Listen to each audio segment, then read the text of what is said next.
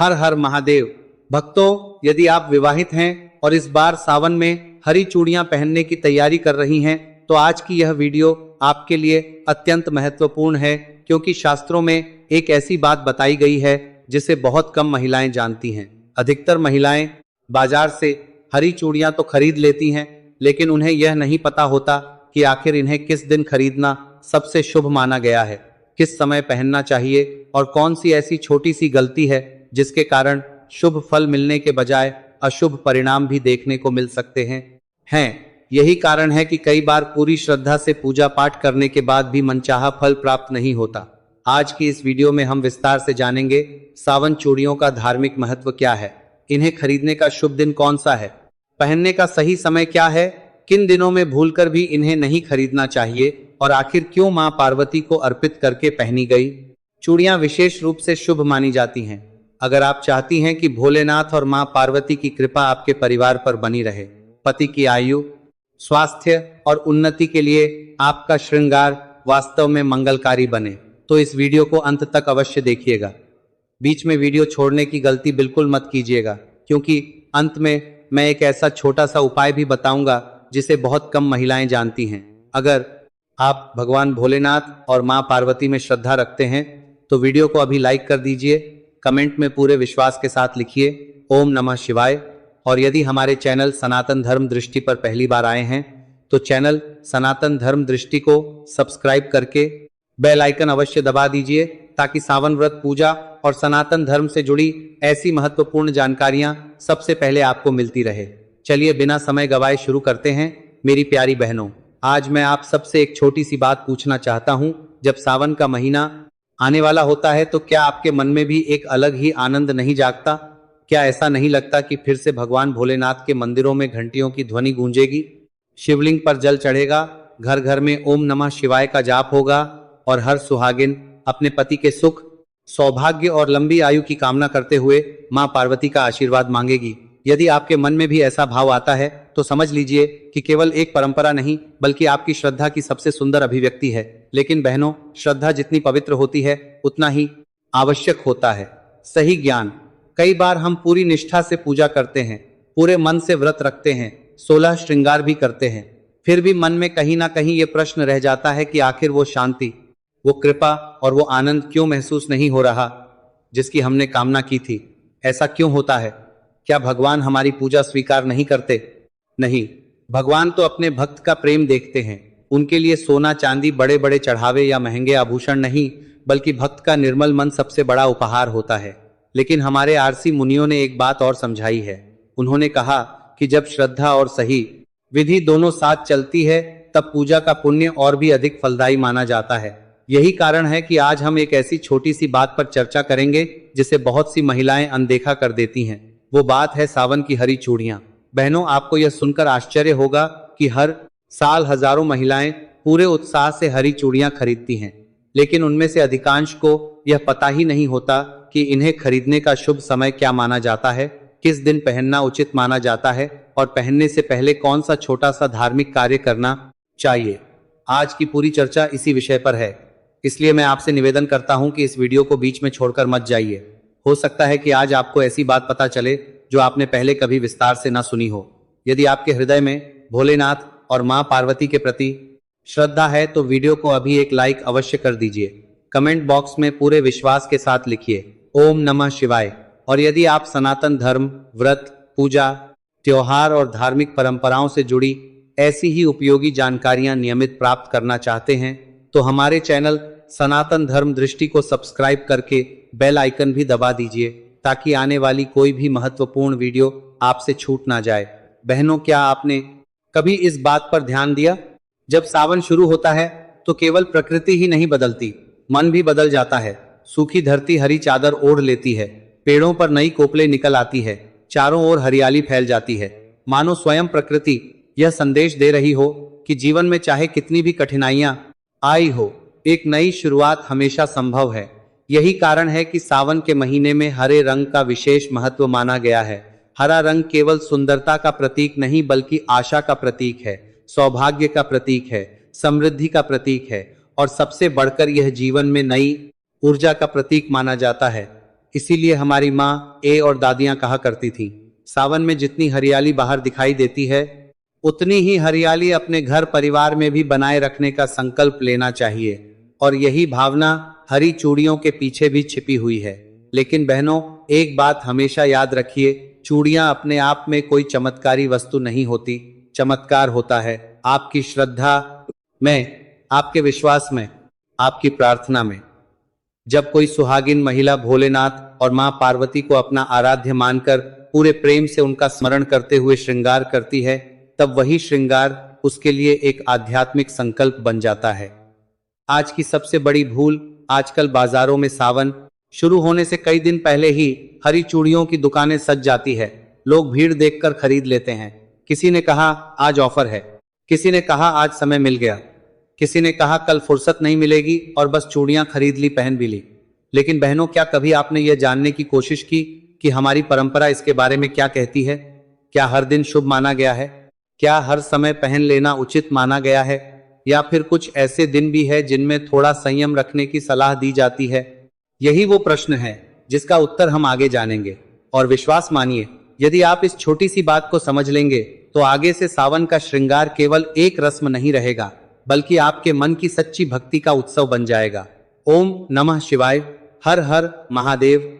मेरी प्यारी बहनों, आज मैं आपसे कोई कठिन शास्त्र नहीं कहने जा रहा, ना ही ऐसी बात जो केवल विद्वान ही समझ सके। आज की बात बहुत सरल है, लेकिन यदि इसे मन से समझ लिया जाए तो सावन का आपका श्रृंगार केवल बाहरी सजावट नहीं रहेगा, बल्कि भक्ति का एक सुंदर संकल्प बन जाएगा। जरा मन में सोचिए, जब सावन आने वाला होता है तो सबसे पहले आपके मन में क्या आता है? शायद नई हरी चूड़ियां, नई साड़ी, मेहंदी, भोलेनाथ का जला अभिषेक, सोमवार का व्रत और मां पार्वती के चरणों में अपने परिवार के सुख की प्रार्थना। यही तो सावन की सबसे सुंदर बात है। यह महीना केवल कैलेंडर का एक महीना नहीं होता, यह मन को भगवान के निकट ले जाने का अवसर होता है। इसीलिए हमारे घरों में दादी नानी कहा करती थी, सावन में जितना मन भगवान में लगेगा उतना ही घर में प्रेम और शांति बढ़ेगी। बहनों, आजकल एक बात देखने को मिलती है, जैसे ही सावन पास आता है बाजार हरी चूड़ियों से भर जाते हैं। हर दुकान पर भीड़ लग जाती है। कोई डिजाइन देख रहा है, कोई रंग चुन रहा है, कोई जल्दी जल्दी खरीद कर घर लौट रहा है। लेकिन बहुत कम लोग एक प्रश्न पूछते हैं, क्या केवल हरी चूड़ियां खरीद लेना ही पर्याप्त है? क्या जिस दिन समय मिल जाए उसी दिन खरीद लेना ठीक है? क्या पहनने से पहले कोई विशेष भावना या प्रार्थना भी होनी चाहिए? यहीं से हमारी आज की चर्चा शुरू होती है। बहनों, याद रखिए, सनातन परंपरा में किसी भी वस्तु का महत्व केवल इसलिए नहीं होता कि वो सुंदर है। उसका महत्व इसलिए होता है क्योंकि उसके साथ एक भाव, एक संकल्प और एक आध्यात्मिक अर्थ जुड़ा होता है। हरी चूड़ियां भी उसी भाव का प्रतीक है। वे हमें हरियाली की याद दिलाती है। हरियाली केवल खेतों की नहीं, रिश्तों की भी होती है, घर की भी होती है, मन की भी होती है। जब मन सूख जाता है तो जीवन में आनंद कम होने लगता है। जब रिश्तों की हरियाली बनी रहती है तो कठिन समय भी सरल लगने लगता है। इसीलिए हमारे पूर्वजों ने सावन में हरे रंग को शुभता, आशा और मंगल का प्रतीक माना। लेकिन बहनों, एक बात हमेशा ध्यान रखिए, यदि कोई महिला ये सोच ले कि मैंने हरी चूड़ियां पहन ली, अब अपने आप सब ठीक हो जाएगा, तो ये समझ अधूरी है। धार्मिक परंपराएं हमें कभी भी केवल वस्तुओं पर निर्भर रहना नहीं सिखाती, वे हमें सिखाती हैं वस्तु से पहले भाव, श्रृंगार से पहले श्रद्धा और पूजा से पहले नम्रता। भोलेनाथ को बेलपत्र इसीलिए प्रिय नहीं कि वो दुर्लभ है, उन्हें वो प्रिय है जो प्रेम से अर्पित किया जाए। एक लोटा जल भी सच्चे मन से चढ़ाया जाए तो उसका महत्व बहुत बड़ा माना गया है। ठीक उसी प्रकार यदि हरी चूड़ियां भी भोलेनाथ और मां पार्वती का स्मरण करके धारण की जाए तो उनका आध्यात्मिक महत्व और बढ़ जाता है।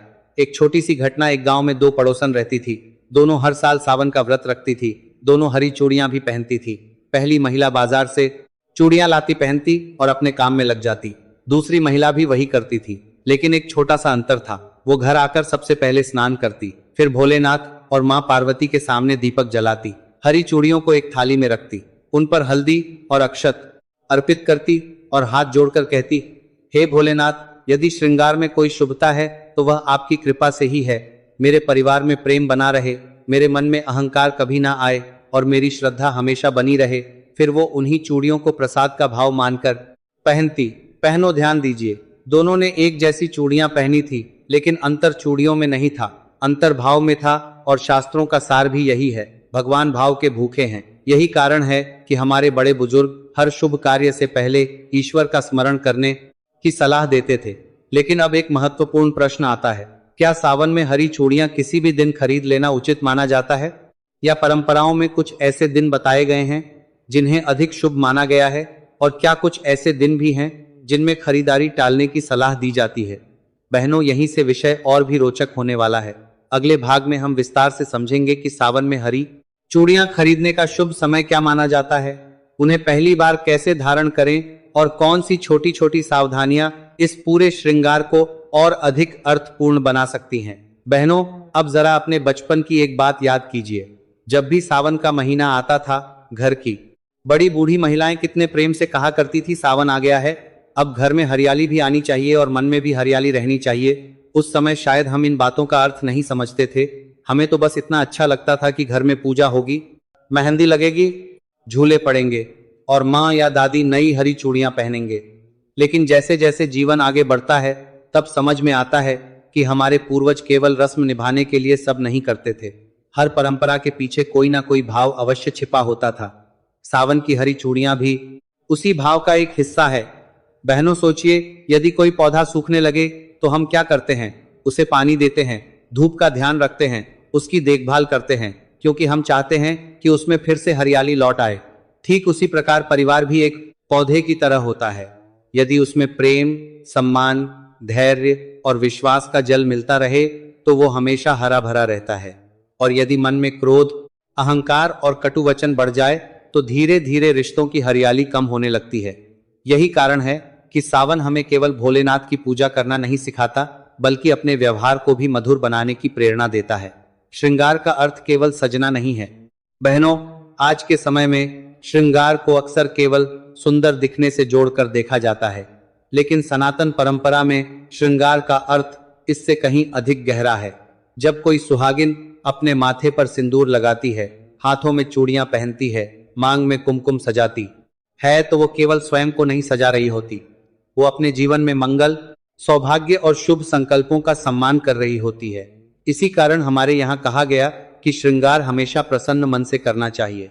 क्रोध में झगड़े के तुरंत बाद या मन में नकारात्मकता लेकर किया गया कोई भी शुभ कार्य अपने वास्तविक आनंद को खो देता है। इसलिए यदि आप सावन में हरी चूड़ियां धारण करें तो पहले अपने मन को शांत करें, 2 मिनट भोलेनाथ का स्मरण करें, फिर माँ पार्वती से प्रार्थना करें, हे माँ, मुझे ऐसा विवेक दीजिए कि मैं अपने परिवार में प्रेम, धैर्य और सम्मान बनाए रख सकूं। बहनों, विश्वास मानिए, ऐसी प्रार्थना मन को भीतर से बदल देती है। एक प्रश्न जो हर महिला को स्वयं से पूछना चाहिए। मैं आप सबसे एक प्रश्न पूछना चाहता हूं, जब आप हरी चूड़ियां खरीदती हैं तो आपके मन में पहला विचार क्या होता है? क्या ये कि लोग क्या कहेंगे, या ये कि ये रंग मुझ पर कैसा लगेगा, या फिर ये कि मैं भगवान के सामने श्रद्धा से श्रृंगार करूंगी? बहनों, मन की दिशा ही पूजा की दिशा तय करती है।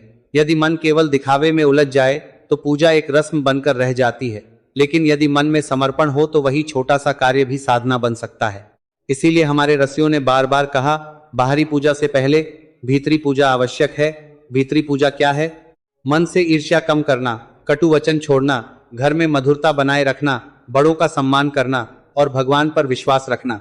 यदि यह भाव हमारे भीतर आ जाए तो हरी चूड़ियां केवल हाथों की शोभा नहीं बढ़ाती, वे हमें हर दिन हमारे संकल्प की याद दिलाती है। लेकिन यही अधिकांश लोग एक भूल कर बैठते हैं। बहनों, अब मैं आपको एक ऐसी बात बताने जा रहा हूं जिसे अक्सर नजरअंदाज कर दिया जाता है। कई लोग सोचते हैं कि शुभता केवल वस्तु में होती है, लेकिन हमारी परंपरा कहती है शुभता वस्तु में नहीं, उसके उपयोग के भाव और मर्यादा में होती है। यही कारण है कि किसी भी पूजा की सामग्री को आदर से रखने की सलाह दी जाती है। यदि आपने हरी चूड़ियां खरीद ली है तो उन्हें घर लाकर किसी साफ स्थान पर रखें। यदि संभव हो तो पहली बार पहनने से पहले भोलेनाथ और मां पार्वती के सामने कुछ क्षण रखकर प्रार्थना करें। यह कोई कठोर नियम नहीं, बल्कि श्रद्धा का एक सुंदर भाव है। और बहनों, श्रद्धा कभी बोझ नहीं होती, श्रद्धा तो मन को हल्का करती है। अब आगे सबसे महत्वपूर्ण बात, प्रश्न यह है, आखिर सावन 2026 में कौन सा दिन हरी चूड़ियां खरीदने के लिए अधिक शुभ माना जाता है? यदि सोमवार और शुक्रवार दोनों का महत्व बताया जाता है तो इनमें क्या अंतर है? क्या सुबह खरीदना बेहतर माना जाता है या पूजा के बाद पहनना? और यदि किसी कारणवश पहले सोमवार को चूड़ियां ना खरीद पाए तो क्या करें?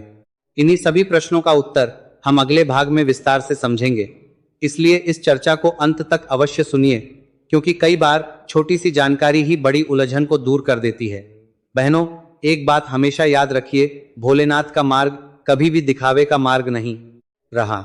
आपने देखा होगा कि स्वयं महादेव ने कभी राजसी वस्त्र धारण नहीं किए, भस्म को अपना आभूषण बनाया, बागंबर को अपना वस्त्र बनाया, गले में सर्प धारण किया और कैलाश जैसे शांत स्थान को अपना निवास बनाया। इसका संदेश क्या है? यही कि भोलेनाथ हमें सादगी, संतोष और सच्चे भाव का महत्व सिखाते हैं। इसीलिए जब भी हम सावन में कोई भी पूजा करें तो हमारा पहला उद्देश्य भगवान को प्रसन्न करना होना चाहिए, न कि संसार को दिखाना। आजकल सोशल मीडिया का समय है, कई बार लोग पूजा से अधिक उसकी तस्वीर लेने में व्यस्त हो जाते हैं। श्रृंगार भगवान के लिए कम और दुनिया को दिखाने के लिए अधिक होने लगता है। लेकिन बहनों, जरा मन में विचार कीजिए, क्या भगवान को हमारी तस्वीर चाहिए, हमारा प्रेम? उत्तर तो आप स्वयं जानती हैं। माँ पार्वती हमें क्या सिखाती है?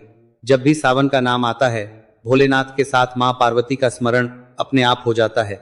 धार्मिक कथाओं में माँ पार्वती को धैर्य, समर्पण, करुणा और अटूट विश्वास का स्वरूप माना गया है। उन्होंने कठिन तप किया, लंबे समय तक धैर्य रखा और अपने आराध्य के प्रति विश्वास कभी नहीं छोड़ा। यही कारण है कि सुहागिन महिलाएं उन्हें अखंड सौभाग्य का प्रतीक मानकर उनकी पूजा करती हैं। लेकिन बहनों, यदि हम केवल उनके सामने दीपक जला दें और उनके गुणों को अपने जीवन में ना उतारे तो पूजा अधूरी रह जाती है। माँ पार्वती हमें सिखाती हैं, घर में प्रेम बनाए रखना भी पूजा है, नाक से की जाने वाली आवाज बड़ों का सम्मान करना भी पूजा है, किसी दुखी व्यक्ति की सहायता करना भी पूजा है, कटु वचन बोलने से बचना भी पूजा है और भगवान का स्मरण करते हुए अपना कर्तव्य निभाना भी पूजा है। इसीलिए सावन का महीना केवल व्रत रखने का महीना नहीं, अपने स्वभाव को और अधिक मधुर बनाने का भी अवसर है। हरी चूड़ियां केवल सौभाग्य का प्रतीक नहीं। बहनों, बहुत लोग कहते हैं हरी चूड़ियां पहन लो, सब ठीक हो जाएगा, लेकिन सनातन धर्म कभी ऐसा नहीं कहता। धर्म हमें कर्म का महत्व भी सिखाता है। यदि घर में प्रेम रहेगा, यदि परिवार में सम्मान रहेगा, यदि पति एक दूसरे की भावनाओं को समझेंगे, यदि भगवान का स्मरण रहेगा, तो घर का वातावरण अपने आप सुखद बनने लगेगा। हरी चूड़ियां हमें इसी शुभ संकल्प की याद दिलाती हैं। जब भी वे हाथों में खनकती हैं, मानो हमें याद दिलाती है, अपने शब्द भी इतने ही मधुर रखो जितनी मधुर इन चूड़ियों की ध्वनि है। क्या ही सुंदर संदेश है। एक छोटी सी सीख बहनों, यदि किसी दिन आपका मन बहुत परेशान हो, घर में किसी बात को लेकर तनाव हो या किसी कारण से मन अशांत हो, तो उस दिन भोलेनाथ के सामने 2 मिनट शांत बैठ जाइए। कुछ मांगिए मत, बस इतना कह दीजिए, हे भोलेनाथ, मुझे सही निर्णय लेने की बुद्धि दीजिए, मेरे मन को शांत रखिए, मेरे परिवार में प्रेम बनाए रखिए, विश्वास मानिए, हर समस्या तुरंत समाप्त हो जाए। ऐसा वादा कोई नहीं कर सकता, लेकिन मन अवश्य मजबूत होता है, और जब मन मजबूत होता है तो कठिन परिस्थितियों का सामना करना भी आसान हो जाता है। यही तो भक्ति का सबसे बड़ा फल है। अब आती है वो बात जिसका इंतजार हर सुहागिन करती है। बहनों, अब तक हमने हरी चूड़ियों का भाव और महत्व समझा, लेकिन अब सबसे महत्वपूर्ण प्रश्न है, आखिर सावन 2026 में हरी चूड़ियां कब खरीदनी चाहिए? क्या पहले सोमवार, क्या पहला शुक्रवार, क्या कोई विशेष तिथि या सुबह का समय अधिक शुभ माना जाता है, या पूजा के बाद पहनना चाहिए? और यदि किसी कारणवश उस दिन खरीदना संभव ना हो तो क्या करें? इन्हीं सभी प्रश्नों का उत्तर हम भाग 2 में विस्तार से जानेंगे। वही हम यह भी समझेंगे कि पहली बार हरी चूड़ियां धारण करने से पहले भोलेनाथ और मां पार्वती के सामने किस प्रकार प्रार्थना की जा सकती है, ताकि यह श्रृंगार केवल परंपरा न रहकर एक श्रद्धापूर्ण संकल्प बन जाए। यदि अब तक की चर्चा आपको अच्छी लगी हो तो वीडियो को एक बार लाइक अवश्य करें, कमेंट में हर हर महादेव लिखकर अपनी श्रद्धा व्यक्त करें। और यदि आप चाहते हैं कि सनातन धर्म, व्रत, पूजा और त्योहारों से जुड़ी ऐसी ही सरल और संतुलित जानकारी आपको नियमित मिलती रहे, तो हमारे चैनल सनातन धर्म दृष्टि को सब्सक्राइब करना ना भूलें। ओम नमः शिवाय। छोटा जल भी सच्चे मन से चढ़ाया जाए तो उसका महत्व बहुत बड़ा माना गया है। ठीक उसी प्रकार यदि हरी चूड़ियां भी भोलेनाथ और मां पार्वती का स्मरण करके धारण की जाए तो उनका आध्यात्मिक महत्व और बढ़ जाता है। एक छोटी सी घटना, एक गांव में 2 पड़ोसन रहती थी। दोनों हर साल सावन का व्रत रखती थी। दोनों हरी चूड़ियां भी पहनती थी। पहली महिला बाजार से चूड़ियां लाती, पहनती और अपने काम में लग जाती। दूसरी महिला भी वही करती थी, लेकिन एक छोटा सा अंतर था। वो घर आकर सबसे पहले स्नान करती, फिर भोलेनाथ और मां पार्वती के सामने दीपक जलाती, हरी चूड़ियों को एक थाली में रखती, उन पर हल्दी और एक्साइट लगभग अत्तर 25 अक्षत अर्पित करती और हाथ जोड़कर कहती, हे भोलेनाथ, यदि इस श्रृंगार में कोई शुभता है तो वह आपकी कृपा से ही है। मेरे परिवार में प्रेम बना रहे, मेरे मन में अहंकार कभी ना आए और मेरी श्रद्धा हमेशा बनी रहे। फिर वो उन्हीं चूड़ियों को प्रसाद का भाव मानकर पहनती। पहनो, ध्यान दीजिए, दोनों ने एक जैसी चूड़ियां पहनी थी, लेकिन अंतर चूड़ियों में नहीं था, अंतर भाव में था। और शास्त्रों का सार भी यही है, भगवान भाव के भूखे हैं। यही कारण है कि हमारे बड़े बुजुर्ग हर शुभ कार्य से पहले ईश्वर का स्मरण करने की सलाह देते थे। लेकिन अब एक महत्वपूर्ण प्रश्न आता है, क्या सावन में हरी चूड़ियां किसी भी दिन खरीद लेना उचित माना जाता है, या परंपराओं में कुछ ऐसे दिन बताए गए हैं जिन्हें अधिक शुभ माना गया है, और क्या कुछ ऐसे दिन भी हैं जिनमें खरीदारी टालने की सलाह दी जाती है? बहनों, यहीं से विषय और भी रोचक होने वाला है। अगले भाग में हम विस्तार से समझेंगे कि सावन में हरी चूड़ियां खरीदने का शुभ समय क्या माना जाता है, उन्हें पहली बार कैसे धारण करें और कौन सी छोटी छोटी सावधानियां इस पूरे श्रृंगार को और अधिक अर्थपूर्ण बना सकती हैं। बहनों, अब जरा अपने बचपन की एक बात याद कीजिए। जब भी सावन का महीना आता था, घर की बड़ी बूढ़ी महिलाएं कितने प्रेम से कहा करती थी, सावन आ गया है, अब घर में हरियाली भी आनी चाहिए और मन में भी हरियाली रहनी चाहिए। उस समय शायद हम इन बातों का अर्थ नहीं समझते थे।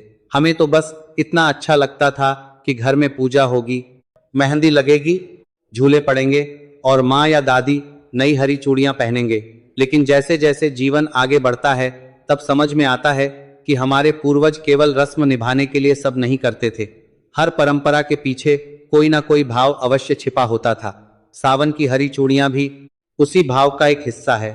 बहनों, सोचिए, यदि कोई पौधा सूखने लगे तो हम क्या करते हैं? उसे पानी देते हैं, धूप का ध्यान रखते हैं, उसकी देखभाल करते हैं, क्योंकि हम चाहते हैं कि उसमें फिर से हरियाली लौट आए। ठीक उसी प्रकार परिवार भी एक पौधे की तरह होता है। यदि उसमें प्रेम, सम्मान, धैर्य और विश्वास का जल मिलता रहे तो वो हमेशा हरा भरा रहता है। और यदि मन में क्रोध, अहंकार और कटु वचन बढ़ जाए तो धीरे धीरे रिश्तों की हरियाली कम होने लगती है। यही कारण है कि सावन हमें केवल भोलेनाथ की पूजा करना नहीं सिखाता, बल्कि अपने व्यवहार को भी मधुर बनाने की प्रेरणा देता है।